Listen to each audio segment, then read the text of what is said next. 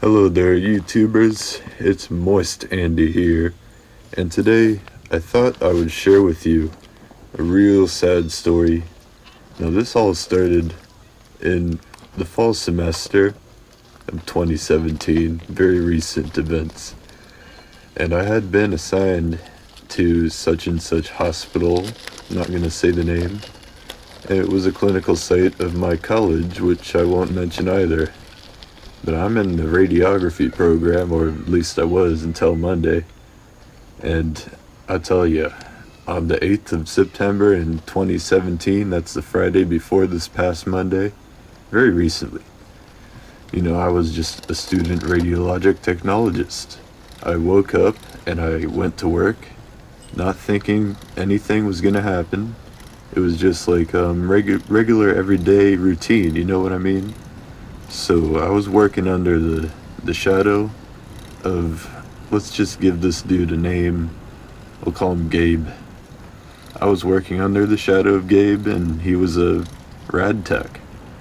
And we were doing fluoro all week long, and I really got some bad vibes off this dude. He'd just been newly hired, and in the morning of this Friday, I was assisting with fluoroscopy, same as usual, upper GIs, esophagram, lumbar puncture, myelogram, all sorts of those things.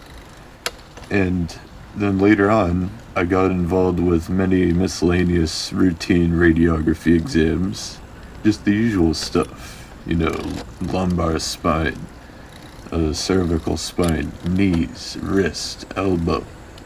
I was just working a typical day just like any other. A totally uneventful day until around about 11:30 a.m.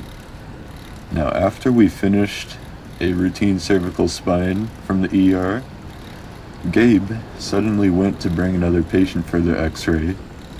I prepared the room and I set up the equipment as the patient was being carried inside on a stretcher by the patient transporter. Now, this is where things go fishy. No information about the location of where this patient transporter was going to be waiting while the exam was going on. No information about where he was going to be, and also no information about where the patient transporter ticket was stowed away was ever shared with me. It's like they were trying to keep this all a secret or something. It set me up, And while the patient transporter was waiting, apparently he was in the break room, of all places. I was supposed to know that he was there somehow, and nobody told me. It's crazy. So Gabe then asked me, "Hey Joseph, do you want to do this abdomen x-ray? The patient is post-op, so be careful with the wound dressings on her back." I agreed, and then I prepared a cassette with a grid. I introduced myself to the patient and verified personal identifiers, just the same old stuff. It was just so redundant, and the things that you end up doing in the x-ray field is just the same way every time. You interact with the patients the same exact way, regardless of who they are or what their situation is. So the two films required for this abdomen x-ray they were obtained. They were perfect x-rays. I mean, there was no difficulty taking these. Then Gabe scanned them into the computer, and he said to me, "I'll be running your images through, Joseph. Go tell the patient transporter that the exam is completed."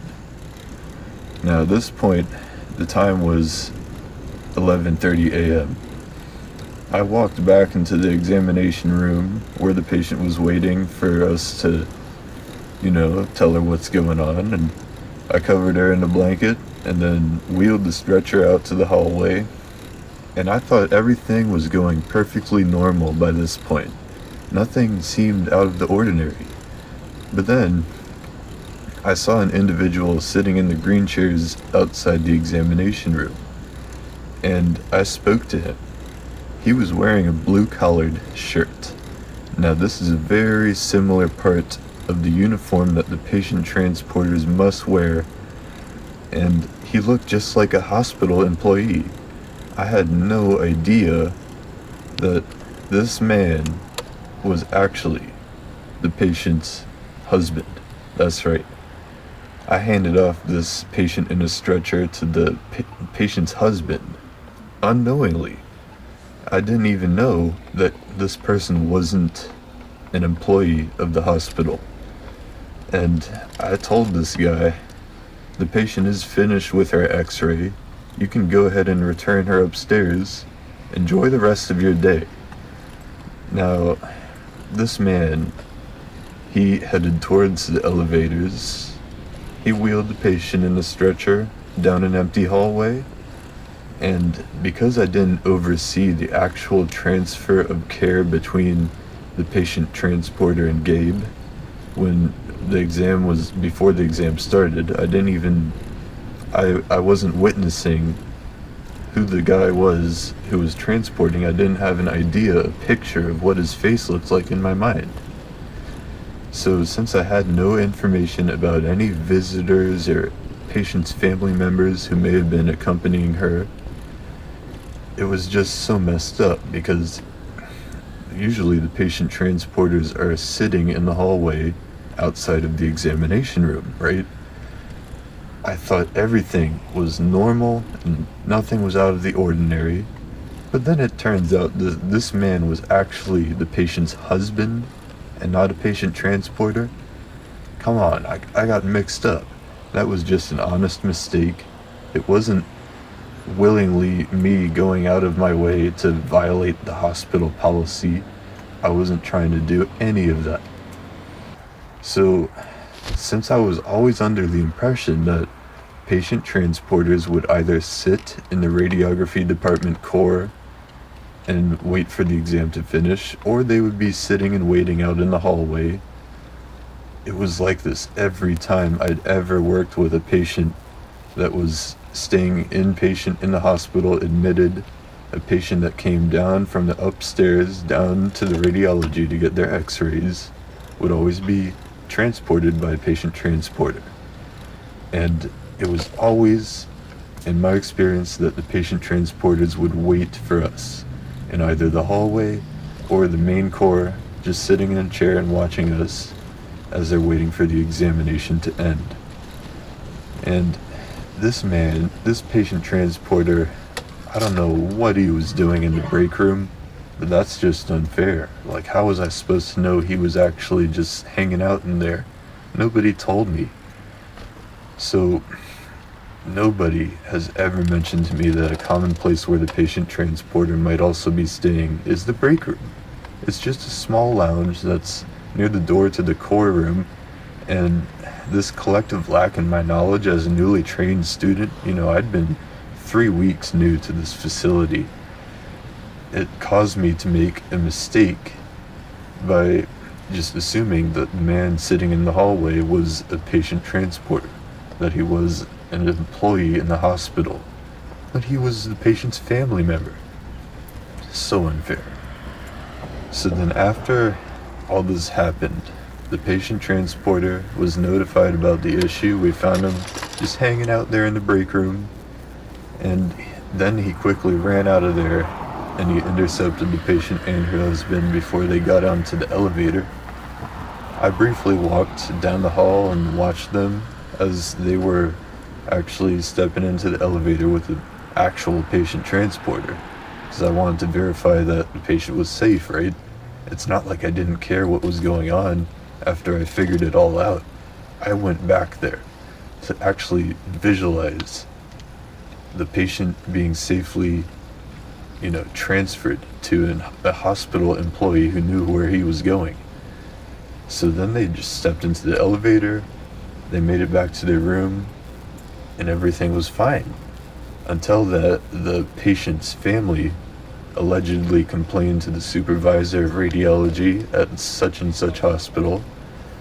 He complained about what happened because he knew it was out of the ordinary. He knew it was something that wasn't supposed to happen, and it was unintended, and so he complained about it. and rightfully so. You know, if I was him, I would complain too. But it just seems kind of pretentious that he would complain even though nothing really bad happened. It wasn't even serious. I know something had the potential to happen, you know. I didn't know who this man sitting in the hallway was. It could have turned into a hostage situation, and I understand that. But I mean, really, people just complain about the most minor things. The patient wasn't harmed at all. They returned safely to their room. They were in good hands for the most part. They were properly cared for. And then this patient's family member just complains to the supervisor about me, like they're just trying to get rid of me, you know? It just seems like people stigmatize me and they have false beliefs about, you know, if I have any motives or anything. It's like people are so paranoid. So I went on my lunch break afterwards at 12 p.m. noon, and he was complaining while I was on my lunch break. How do you like that? Isn't that something? So after I realized when the patient's safety incident had transpired, I thought that the patient transporter was sitting outside the examination room, and I was unaware that this man was a patient's husband.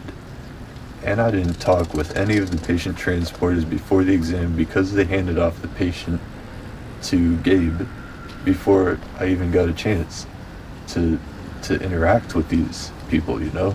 It's kind of like really poor management, poor training, and poor enforcement of the hospital policies. They should have never allowed me to start beginning that exam, like, without even going and getting the patient from the transporter, you know. A student is supposed to be trained and to be trained throughout the whole entire procedure from start to end. So the incident needed to be documented, and I understand this. My supervisor, my clinical instructor, he filed an incident report to the school, and this is perfectly fine. But the problem is, he was accusing me of purposefully violating patient safety. And in his words, the patient exam was completed by Joseph. Instead of contacting the patient transport to take her to the room, he stated that it would be all right for the husband to take the patient to her room. I didn't say any of these words. You know, what I actually said was this sentence to the patient, to who I thought the patient transporter was. The patient is finished with her x-ray. You can go ahead and return her upstairs. Enjoy the rest of your day. That's what I actually said. I wasn't trying to say that the husband could actually bring her upstairs. That was a pure accident. It was just accidental. I had no idea that this man wasn't a hospital employee. He fooled me. He had a blue-collared shirt on. I thought he was definitely, for sure. I was confident that I was speaking to a patient transporter, and I got caught into a trap. This is just messed up what happened. So I believe it was a very dubious mistake to blame me for this incident due to multiple reasons. I have asked multiple times to the clinical instructor about producing a formal walkthrough of policies and procedures at such and such hospital, and he has never followed through. I was asking him in the first week over and over again. This lazy individual would never even show me where the policies and procedures manual was in the department or on the internet. He didn't show me, and so I was left with no choice but to ask questions constantly about the protocols that existed at such and such hospital, and I was being expected to remember each and every fine detail at the cost of my career. And this person who I mistakenly believed was a patient transporter was wearing a blue-collared shirt, and it just looked as if he was actually a patient transporter. I thought nothing was out of the ordinary here. And This individual was even acting as if he knew where to go return the patient to her room, leading me to be fooled into thinking that he was responsible, that he was taking responsibility. Why wouldn't I think that he was a patient transporter at this point in time, knowing the things that I knew at the time? It's so messed up. And I was always aware that a patient's family members may not push a patient in a stretcher. That's violating the hospital policy. But how was I supposed to know that he was a patient's family member? He didn't even mention anything to me about being the patient's husband. He acted. It's like he was pretending to be a hospital employee just to complain, just to get me into this situation. And no information was relayed to me about the prior locations of any visitors or patient's family who may have been accompanying her, or the patient transporter. I didn't know where they were, or who they was, or what they looked like. Because the technologist, Gabe, he didn't tell me any of this stuff, and he really should have. So he told me to go notify the patient transporter, and this man was allegedly waiting in the break room. I was never told to search for the patient transporter anywhere except for the hallway directly outside the door to the examination room, or somewhere within the core just sitting down. They should always be nearby. It's like, up to this point, they were always very nearby, easy to get a hold of, and they didn't stray too far away from the patient.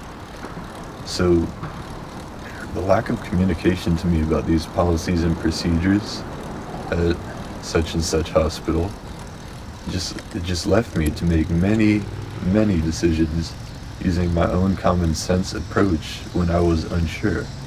I was forced to do this at a very fast pace, and excessive demands were placed on me by many technologists without enough time to ask questions for clarification. They would always be firing off this and this, do this, and it's like I've asked repeatedly for some of the physical documents which dictate the protocols and policies and procedures so that I wouldn't forget them all the time.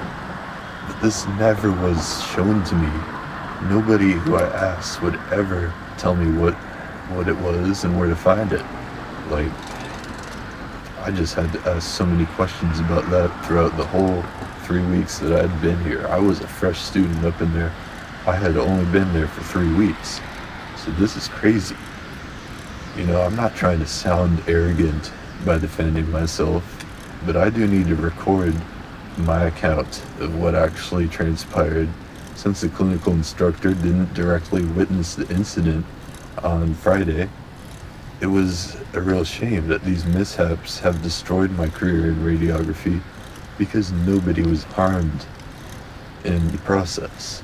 And I even went to verify that the patient was safe as soon as I realized what happened. Everything happened within the course of 2 minutes. I didn't have enough time to react. And so, you know, why did this happen to me? This is just insane. I would never knowingly put a patient's safety at risk, and that's an outrageous assumption. It should be obvious that by that point, I was confident enough to know what I was doing, and I wasn't trying to do anything wrong here. Like, I wasn't really trying to mess up, and they just blamed me for something like this that happened. So in summary, on the 8th of September, I completed an exam on a stretcher patient, and the technologist told me a handoff to the patient transporter. This individual, who I assumed was a patient transporter, he filed a complaint to the supervisor while I went on my lunch break at 12 p.m. noon. I came back to the clinic at 1 p.m. and did several x-rays in the ER. The clinical instructor then called me into the core, and I signed an incident report that he typed up real quick, and then they called my program director on the phone, and they told me to dismiss the clinic at 1:30 p.m. On the following Monday, I needed to miss clinic to attend a conference with the program director, and I was told that my termination from the radiography program had been finalized. I was told that the admin of this such and such hospital demanded for me to never return to any position where patient care was considered my responsibility. I was then instructed to return my badge and drop all of my classes. The basis for removing me from this radiography program was emphasized by the program director. The incident of the 8th of September was the third documented mishap, and it was all caused by my own inattentiveness. When I was at such and such other hospital at the end of this summer, it was an emergency room, and I accidentally sent an image to the patient archiving and communication system, which was an image that needed to be repeated before a technologist approved it. At such and such hospital that I was in the fall semester, I was just learning one of the CareStream consoles, and I accidentally sent a neonatal chest x-ray to the patient archiving and communication system, and my clinical instructor filed an incident report, but he didn't show me in print form, and he didn't request my signature on that incident report, so I had no idea that this was even documented. And that was the second incident that happened. And of course, this third incident was involving the confusion about the third party who was not a patient transporter, which caused me to be officially considered as a risk to patient safety. And then I was pulled out of the program indefinitely. So it's really messed up. I lost my career over this. I was 8 months away from graduating a 2-year program in radiography. I was about to have a $55K plus salary, and I was about to be all set, right? But then all of a sudden, this cascade of events, just in seemingly no time at all, just ruined and just destroyed all of my chances of actually doing something with my life. So now I'm just trying to find a job at UPS and Target and Trader Joe's and BJ's and getting all these minimum wage jobs. Now I'm just trying to figure out how I can blow leaves this autumn and just try and pull myself out of this and make a comeback. So if you enjoy what you heard, please leave a comment and hit that like button. Hit me with a subscribe. Just subscribe to Moist Andy, and I hope that you have a nice day.